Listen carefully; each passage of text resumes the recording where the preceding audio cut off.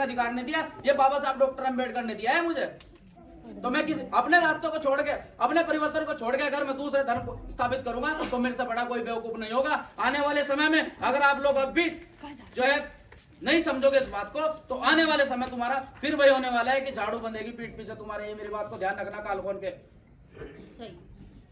तो साथियों, अगर आप चाहते हो कि ये समाज फिर से दोबारा उस विपदा में न जाए तो पढ़ने का प्रयास करें और पढ़ें, अपने बच्चों को पढ़ाएं। और हमारा जो पहुंचने की यहाँ उपस्थिति हुई है, हमारे बड़े भाई इंद्राज जी से संपर्क हुआ था हमारा, और मैं चाहता हूं कि सभी ग्रामवासी जो है उनको सपोर्ट कीजिए ताकि वो भी अपने बहुजन समाज के लिए आवाज को उठाने का काम करे। जो जितने भी दबे कुचले लोग हैं उनकी आवाज को उठाने का काम भीम आर्मी जय भीम संगठन करता है, अन्य कोई नहीं करता।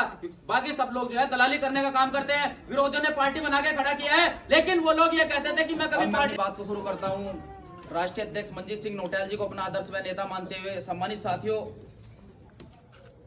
मैं अब से पहले उत्तराखंड में भगवानपुर विधानसभा से ब्लॉक करता था, वहां पर जिला उपाध्यक्ष के पद पे मैं कार्यरत था।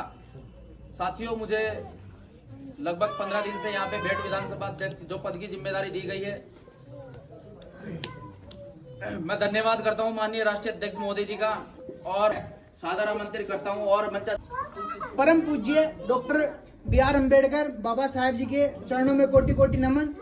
हमारे समाज में जन्मे सभी संत महापुरुषों को कोटि कोटि नमन करते हुए मेरा सभी को क्रांतिकारी जय भीम।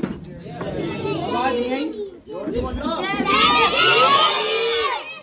महसूस होना चाहिए कि आज हम सब लोग इकट्ठा हैं, ताकत के साथ बोल लेंगे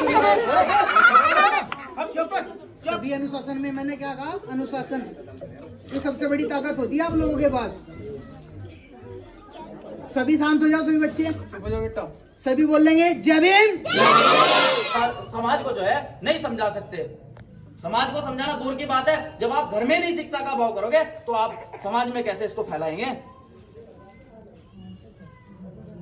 साथियों, आज ये माताएं बहनें जो बैठी हैं, हमारे जो पिता जो बुजुर्ग बैठे हैं, बड़े बुजुर्ग तुल्य लोग बैठे हैं, ये लोग अपनी कड़ी मेहनत करके 100 रुपए की मजदूरी करके ये हम लोगों को पढ़ा रहे हैं। लेकिन हम लोग क्या कर रहे हैं? उस पैसे को अय्यासी के चक्कर में उड़ा रहे हैं। मेरी बात पूरी लगी तो मुंह पे बोल देना।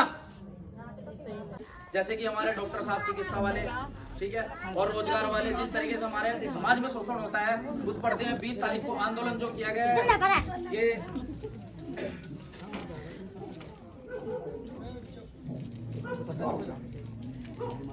देखिए साथ ही जैसे किसी का स्वास्थ्य खराब भी हो जाता है, अचानक तबीयत खराब हो जाती है, ज्यादा खराब हो जाती है, तो हमारे जो जिला सहारनपुर के अंदर है, चाहे वो ओए बेटा शांत हो जाओ, कि हमारे समाज के अंदर आज भी लोगों की हालत वो नहीं कि वो अपने बच्चों को प्राइवेट स्कूल में पढ़ा सके। क्या मैं सही कह रहा हूँ? क्योंकि हमारा जो समाज है आज भी कहीं न कहीं आर्थिक स्थितियों में घिरा हुआ है। हमारा समाज आज भी दिहाड़ी मजदूरी करके घर जाके बोल लिया, कितना ही बोल लिया। वहां जाने के लिए व्यवस्था बनती है, कैसे बनाएंगे हमारे परिवार के लोग, किस तरीके से बनाएंगे? तो हम लोग ये जो आंदोलन कर रहे हैं, आपकी जो है लोकल में व्यवस्था हो जाए ताकि आपको चंडीगढ़ और पीजीआई दिल्ली जाने की व्यवस्था कहीं नहीं पड़े, ऋषिकेश एम्स हॉस्पिटल तक की व्यवस्था नहीं पड़े, आपकी जो व्यवस्था है यही होए। तो मैं चाहता हूँ अगर आप इस प्रकार की व्यवस्था को चाहते हो और ये चाहते हो कि समाज में किसी भी प्रकार किसी परिवार को कोई दिक्कत हो और वो आने वाले टाइम में, एक चीज बताइए, आप अगर लोकल क्षेत्र में तुम्हारे यहाँ इस तरह का चिकित्सालय बनेगा तो हमारे कितने लोगों की जानें बच सकती है? आप ये मुझे को जवाब दें। आप यहाँ से दिल्ली तक जाते हो, अगर किसी पेशेंट के पास हमारे आधा घंटे का समय है और वहां जाने के लिए 3 घंटे कम से कम मैक्सिमम लगते हैं। अगर 3 घंटे से पहले का हमारी व्यवस्था यही बनती है तो आधे घंटे में एक मनुष्य की हम जो है ना जीवन बचा सकते हैं। ये हमारे लिए बड़े गर्व की बात होगी। तो साथियों, आने वाली 20 तारीख में ज्यादा से ज्यादा संख्या में सहारनपुर में पहुंचने का काम करेंगे आप। और मैं आपसे अपील करता हूँ, हाथ जोड़ के विनती करता हूँ कि अपने आने वाले भविष्य को सफल बनाएं और इस आंदोलन को सफल बनाने के लिए ज्यादा से ज्यादा संख्या में मेरी माताएं बहनें पहुंचे, मेरे भाई लोग पहुंचे। अगर आपकी व्यवस्था चलने की भी नहीं होगी तो आपका भाई सागर रावण आपके लिए व्यवस्था करने के लिए तैयार रहेगा।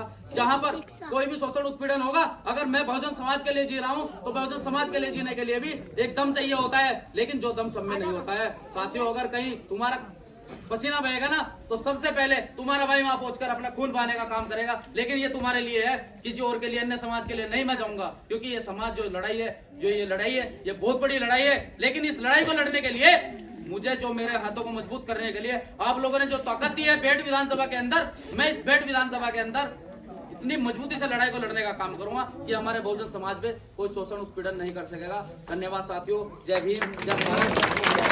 बड़ी मजदूरी करके अपने बच्चों को पढ़ा और उनका जो भविष्य है वो इनसे जुड़ा हुआ है, क्योंकि उन्होंने जो अपने फ्यूचर में किया है, अपने भविष्य में अपनी जो लाइफ में किया है, वो बहुत ही आर्थिक तंगी की स्थितियों में करते हुए अगर वो अपने सपनों को साकार नहीं कर पाए तो उन्होंने अपने सपने अपने बच्चों से जोड़ दिए।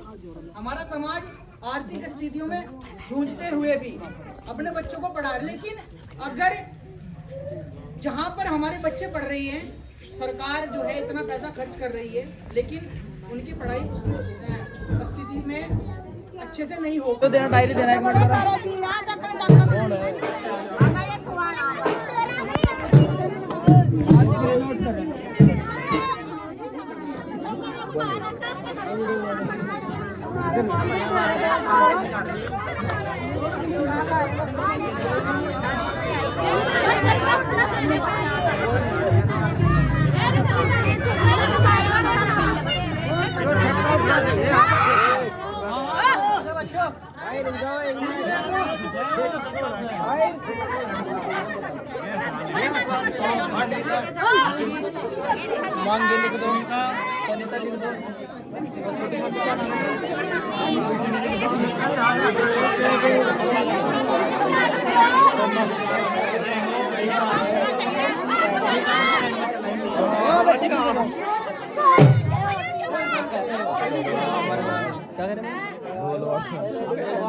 मैंने माता जी सुन ली।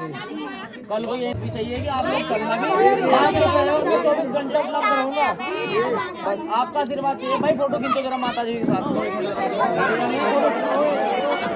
ले लो भाई, ले लो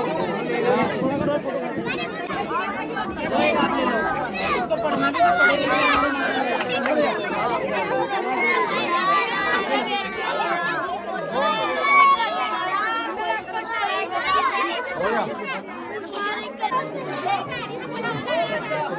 सागर भाई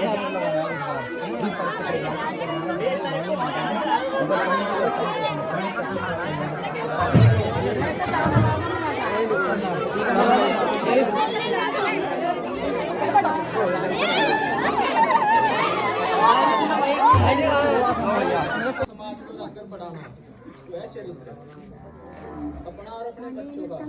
अगर चरित्र ठीक है तो आपका कामयाब होंगे, अगर चरित्र ठीक नहीं है तो आपका कामयाब नहीं होंगे। यह सोच के एक बात है, सबसे पहले चरित्र है अपने बच्चों का। अपना अगर हम अपना आप सही चलेंगे तो बच्चे भी सही चलेंगे, अगर हम अपने आप ही खराब चलेंगे तो बच्चों को हम कैसे कैसे कह सकें सुधर जाओ। पहले हम स्वयं सुधरना पड़ेगा, जब भी अपना और अपने बच्चों को भविष्य बना सके, अगर अदरवाइज बढ़ नहीं सकता है।